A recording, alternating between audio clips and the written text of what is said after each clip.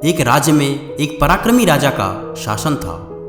उसकी कोई संतान नहीं थी। ढलती उम्र के कारण राज्य के भावी उत्तराधिकारी को लेकर वह अत्यंत चिंतित था।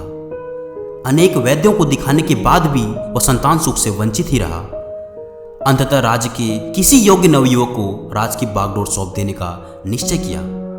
भावी उत्तराधिकारी के चयन हेतु उसने योग्यता परीक्षण का आयोजन किया। इस हेतु एक शानदार महल का निर्माण करवाया गया। महल के दरवाजे पर गणित का एक समीकरण अंकित कर पूरे राज्य में घोषणा कर दी गई कि राज्य के सभी नवयुवक महल का दरवाजा खोलने के लिए आमंत्रित हैं। दरवाजे पर अंकित समीकरण हल करने पर ही दरवाजा खुलेगा। जो दरवाजा खोलने में सफल होगा उसे महल उपहार में दिया जाएगा और साथ ही राज्य का उत्तराधिकारी भी घोषित कर दिया जाएगा। घोषणा के दिन से ही उस नवनिर्मित महल में नवयुवकों का तांता लग गया। सुबह से लेकर शाम तक नवयुवक वहां आते और दरवाजे पर अंकित गणित के समीकरण को हल करने का प्रयास करते, किंतु आश्चर्य की बात थी कि कोई उसे हल नहीं कर पा रहा था। कई उसे लिखकर या याद करके जाते और घर पर उसका हल निकालने का कोशिश करते, किंतु फिर भी असफल रहते। कई दिन बीत गए। राज्य के बड़े से बड़े गणितज्ञ भी उस समीकरण का हल निकाल पाने में असमर्थ रहे। तब राजा ने दूसरे राज्य के गणितज्ञों को आमंत्रित किया। दूसरे राज्य के गणितज्ञ आए और गणित का वह समीकरण हल करने लगे। जैसे जैसे दिन ढलता गया, एक एक करके गणितज्ञ वहां से जाते गए। अंत में मात्र 3 लोग शेष बचे। उनमें से 2 दूसरे राज्य के गणितज्ञ थे, किंतु तीसरा गांव का एक साधारण सा युवक था। दोनों गणितज्ञ जहां गणित का समीकरण हल करने में लगे हुए थे, वहां युवक एक कोने में खड़ा होकर उन्हें देख रहा था।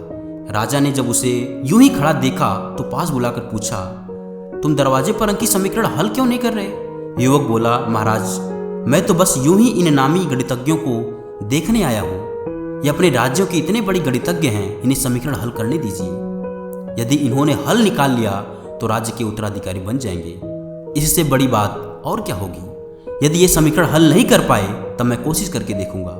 इतना कहकर युवक एक कोने में बैठकर गणितज्ञों को देखने लगा। पूरा दिन निकल गया और शाम घिर आई, किंतु दोनों गणितज्ञ समीकरण हल नहीं कर पाए। उनके मस्तिष्क में पूरे दिन मात्र एक ही प्रश्न घूम रहा था कि आखिर इस समीकरण में ऐसा भी क्या है?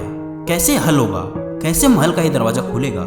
पूरा प्रयास करने के बाद भी वे समीकरण हल नहीं कर पाए। जब उन्होंने हार मान ली तो कोने में बैठा युवक उठकर दरवाजे के पास गया और जाकर धीरे से धक्का दे दिया।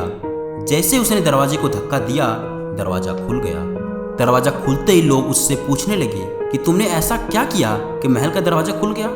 युवक बोला कि जब मैं बैठकर सबको गणित का समीकरण हल करते देख रहा था तो मेरे दिमाग में विचार आया कि हो सकता है कि दरवाजा खोलने का कोई समीकरण ही न हो। इसलिए मैं गया और सबसे पहले जाकर दरवाजा को धक्का दे दिया। दरवाजा खुल गया। दरवाजा खोलने का कोई समीकरण था ही नहीं। उसका उत्तर वहां उपस्थित राजा ने भी सुना और बहुत प्रसन्न हुआ।